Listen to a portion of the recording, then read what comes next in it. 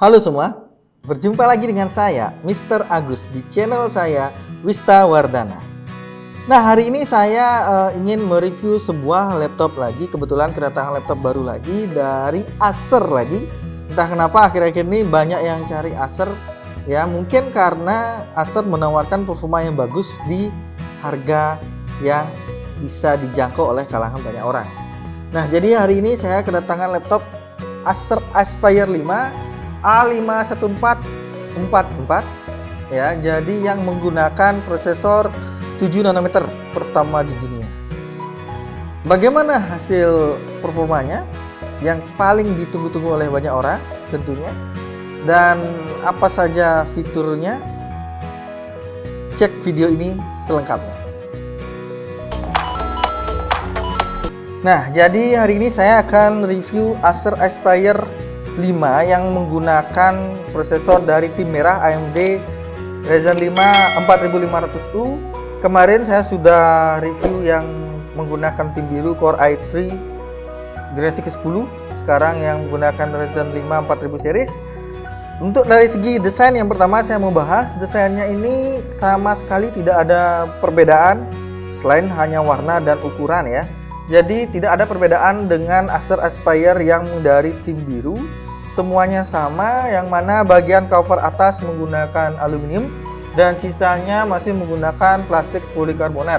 Dengan bagian cover bagian atas ini ditambahkan logo Acer di tengah-tengahnya ya. Jadi sama juga, nggak ada bedanya. Di bagian dalamnya engselnya belum bisa dibuka dengan satu layar. Habis itu di engselnya ada tuh logo Aspire yang menambah kesan premium daripada laptop ini. Dan dari segi dimensi, laptop ini berukuran 36,34 cm dengan lebarnya yaitu 25,05 cm dan ketebalannya hanya 1,795 cm atau 1,8 cm.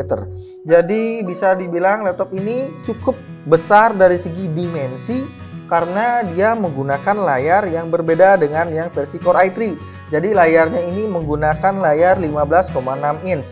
Dan dari segi bobotnya ini sudah cukup ringan. Meski dimensinya besar, tapi bobotnya hanya di 1,8 kg, sehingga ini bisa dengan mudah dibawa kemana-mana. Untuk yang mobilitasnya tinggi, ini cocok sekali. Berikutnya dari sisi layar, di sini layarnya masih menggunakan layar HD yaitu 1366 dikali 768 pixel dengan refresh rate 60 Hz dan panelnya TN.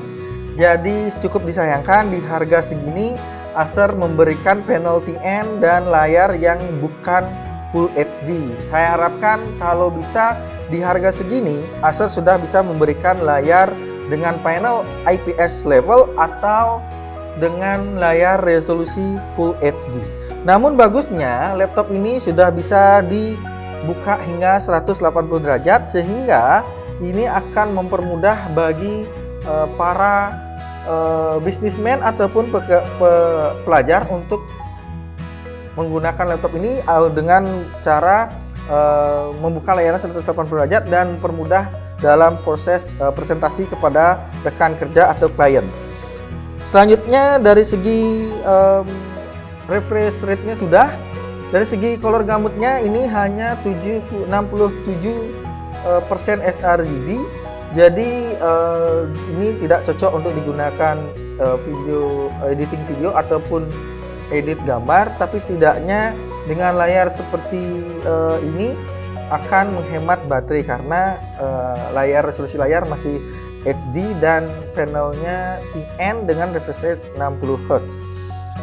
Selanjutnya dari masih di bagian layar, di sini di bezel layar di kanan kirinya sudah cukup tipis dan yang masih tebal adalah di bagian atas dan bawahnya, yang mana di bagian atas digunakan sebagai tempat kamera standar yaitu kamera dengan resolusi 720 pixel 30 fps dengan perbandingan 16:9, dan di bagian bawahnya ada tulisan Acer yang menambah kesan premium dari laptop ini.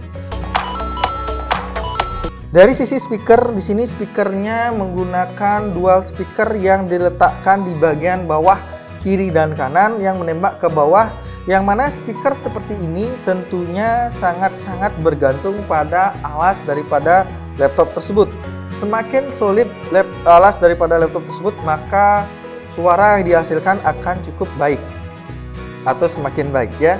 Nah, setelah saya coba untuk mendengarkan kualitas daripada audio ini di laptop ini, audionya ini saya rasa tidak cukup keras atau tidak terlalu lantang, jadi sama seperti yang Core i3 dengan suara bassnya yang kurang terlalu terdengar. Jadi setidaknya ini harusnya bisa di upgrade oleh Acer di harga seperti ini sehingga bisa memberikan kualitas audio yang lebih baik lagi. Dari sisi desain dan layar tadi hampir semuanya sama dengan yang versi tim biru ya, jadi tidak ada perubahan kecuali ukuran layar yang mana ini merupakan layar 15,6 inch. Nah, yang membedakan antara tim biru dan tim merah di sini adalah menggunakan SSD yang lebih kencang, yang mana sudah menggunakan SSD M.2 PCIe 512 GB dengan kecepatan 1060 MB per second untuk write-nya dan 2279 MB per second untuk write-nya, sehingga ini bisa dikatakan baik dan akan mempermudah bagi para user untuk membuka aplikasi dan mempercepat proses booting daripada laptop ini. Dari sisi keyboard, di sini hampir tidak ada perbedaan juga dengan yang versi Core i3.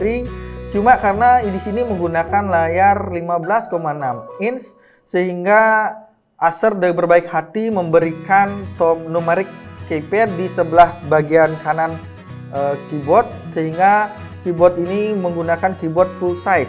Cuma di bagian keyboard ini masih menempatkan tombol on off yang menyatu dengan keyboard, yang mana ini akan sedikit sulit bagi beberapa orang yang tidak terbiasa menggunakan keyboard yang sudah langsung ada tombol on off-nya. Dan apabila sebuah laptop yang keyboardnya rusak, maka ini akan mempengaruhi juga tombol on off-nya. Sehingga ini butuh pembiasaan bagi para user menggunakan keyboard seperti ini. Dengan arah panah yang cukup tombol panah yang cukup kecil membuat navigasi di laptop ini kurang nyaman pastinya, dan travel key distance-nya yang tidak terlalu dalam. Saya rasa ini perlu diperbaiki juga dari Acer agar bisa menambah kenyamanan dalam menggunakan laptop ini. Jadi kekurangan lainnya adalah laptop ini juga tidak menggunakan backlit keyboard, yang mana tentunya akan mempersulit para user yang ingin menggunakan laptop ini di keadaan cahaya yang kurang terang. Dari sisi touchpadnya di sini bagusnya touchpadnya sudah cukup besar, sudah mendukung multi touch gesture sampai 4 jari dan sangat nyaman untuk digunakan meski tidak ada dedicated buttonnya untuk klik kanan dan klik kiri, yang mana itu menurut saya lebih mudah jika digunakan. Dan penempatan touchpadnya di sini lebih ke arah kiri dari palm rest dan kurang sejajar dengan spacebar. Semoga saja ini tidak menjadi hal yang bermasalah bagi para user, yang mana mungkin para user lebih menginginkan touchpad yang berada di tengah-tengah keyboard atau di tengah-tengah palm rest. Di bagian I/O port atau konektivitas daripada laptop ini, saya lihat tidak ada perubahan juga dari Acer Aspire yang menggunakan Core i3. Karena apa? Di sini portnya sama semua, tidak ada perbedaan, yang mana di sebelah kiri ada DC-in, RJ45, HDMI, 2 kali USB Type-A Gen 3, USB Type-C yang bukan Thunderbolt, dan di sebelah kanan ada Kensington Lock, 2 lampu indikator untuk baterai dan laptop, dan 1 USB Type-A generasi kedua, serta audio combo jack 3,5 mm. Untuk lubang intake daripada laptop ini, lubang intake-nya pastinya berada di bawah dengan grill-grill kecil berbentuk persegi panjang, Dan exhaustnya di sini berada di bagian atas keyboard yang langsung menembak ke arah layar. Untuk baterainya di sini menggunakan baterai 45 watt hour dengan chargernya ini daya chargernya yaitu 45 watt, dan saya rasa ini adalah baterai yang cukup ya bagi laptop seperti ini, karena laptop ini menggunakan prosesor yang hemat daya yaitu dengan TDP 15 watt dan layar yang masih resolusi HD 60 Hz, sehingga baterai 45 watt hour itu saya rasa cukup untuk pemakaian selama lebih dari 8 jam. Bagian yang paling menarik daripada laptop ini adalah dari segi dapur pacunya. Kenapa saya bilang itu? Karena dia sudah menggunakan prosesor 7 nanometer pertama di dunia, yaitu AMD Ryzen 4000 series. Lebih tepatnya menggunakan prosesor Ryzen 5 4500U, 6 core 6 thread dengan pabrikasi 7 nanometer, TDP 15 watt, dan base clock berada di 2,3 GHz dan boost clocknya berada di 4 GHz. Dari segi kartu grafis, dia tidak menggunakan kartu grafis tambahan selain AMD Radeon Graphics, yaitu Radeon Vega 6 bawaan daripada Ryzen 5 4500U. Jadi walaupun seperti itu, dia tidak menggunakan kartu grafis tambahan. Saya rasa AMD Radeon Vega 6 sudah cukup mumpuni untuk digunakan seperti bermain game-game ringan, mungkin game-game e-sport, meski belum bisa digunakan bermain game triple A atau bermain game e-sport dengan settingan rata kanan.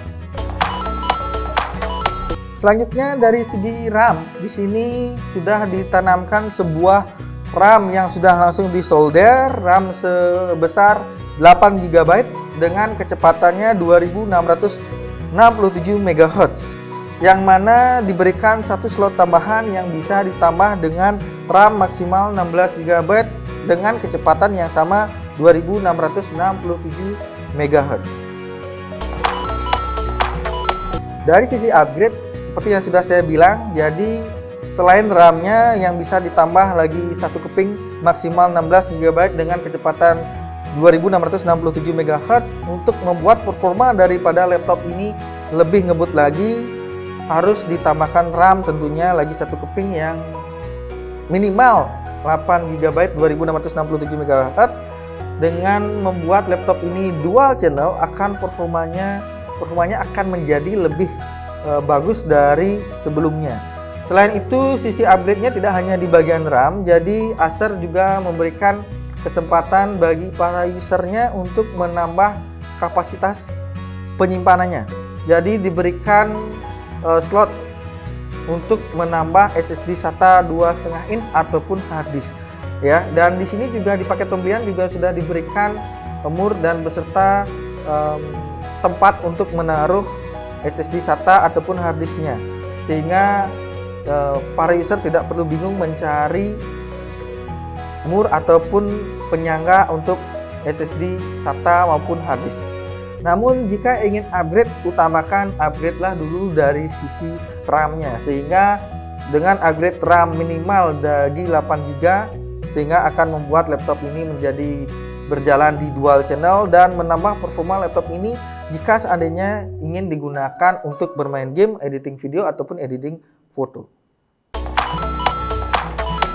Saya rasa bagian inilah yang paling sangat ditunggu oleh banyak penonton ya, yaitu performa. Jadi saya sudah menguji performa laptop Acer A5144 ini dengan menggunakan Cinebench R15 dan kondisi yang berbeda, dua kondisi yang berbeda. Yang pertama kondisinya adalah batch performance dengan di charger atau plug-in, dan yang kedua menggunakan settingan batch performance juga dengan unplug atau tanpa charger.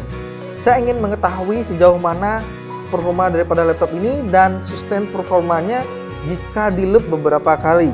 Nah, dari hasil pengujian yang saya lakukan menggunakan Cinebench R15 yang di loop sebanyak 5 kali dengan kondisi yang pertama, saya mendapatkan hasil rata-rata 855 CB dengan skor tertinggi ada di loop pertama yaitu 862 CB dan skor terendah ada di loop ketiga dengan skor 847 CB. Sedangkan dari sisi yang kedua, ketika kita loop 5 kali dengan kondisi best performance dan laptop ini tidak di charger, saya mendapatkan skor rata-rata sebesar 832 CB dengan skor tertinggi yaitu 844 CB ada di loop kedua dengan skor terendah yaitu 805 CB ada di loop pertama. Di sini saya bisa sampaikan kesimpulannya adalah sustain performance daripada laptop ini sangatlah baik, yang mana hampir tidak ada perubahan performa antara laptop ini yang saat laptop ini dicolok dengan chargernya ataupun laptop ini ketika tidak dicolok dengan chargernya, sehingga user akan merasa nyaman menggunakan laptop ini baik menggunakan charger maupun tidak menggunakan charger. Saya sangat-sangat acungin jempol untuk hal ini karena apa? Kita bisa menikmati sebuah laptop yang performanya tidak akan berubah di situasi apapun. Skor setinggi ini merupakan skor yang sangat-sangat baik, yang mana biasanya skor setinggi ini di 2 tahun lalu hanya bisa diraih oleh sebuah laptop berprosesor H-series. Tapi sekarang performa setinggi ini cukup bisa digapai oleh prosesor U-series yang mana hanya menggunakan TDP 15 watt.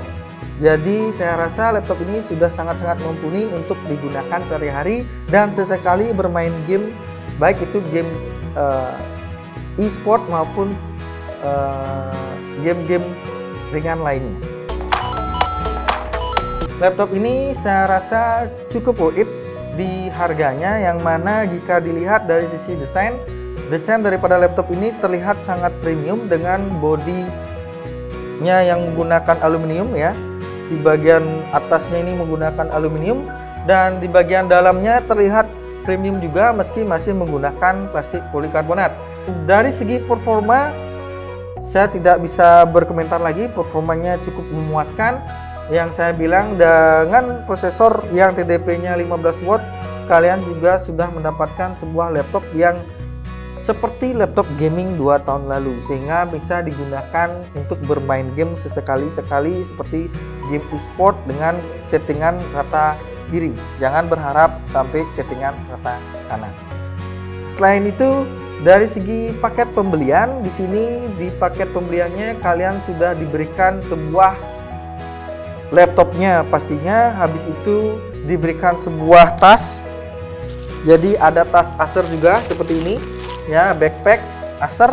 Habis itu di paket pembeliannya sudah juga diberikan Windows 10 original dengan bundling Office Home and Student 2019 yang berlaku seumur hidup senilai Rp1.800.000. Masa garansi daripada laptop ini adalah 2 tahun, sehingga tentunya laptop ini bisa saya bilang cukup worth it di harganya. Jadi laptop ini dihargai Rp9.750.000 per bulan Maret 2021. Mungkin ada yang bisa menemukan laptop ini dengan harga yang lebih murah, namun setidaknya kalian bisa menjadikan harga tersebut acuan dengan untuk membeli laptop yang ini jika seandainya berminat. Dan seandainya pun jika ada yang menawarkan laptop ini di atas harga ini, saya rasa masih cukup worth it di tengah pandemi yang mana barang ataupun laptop itu sangat susah dicari. Sekian yang bisa saya sampaikan. Like jika suka dan dislike aja tidak suka. Jangan lupa untuk subscribe channel ini untuk selalu update dengan segala video-video menarik dari saya, dan share video ini kepada semua orang yang membutuhkan informasi tentang laptop ini ya. Jadi sekian yang bisa saya sampaikan, sampai ketemu lagi di video saya berikutnya. Bye.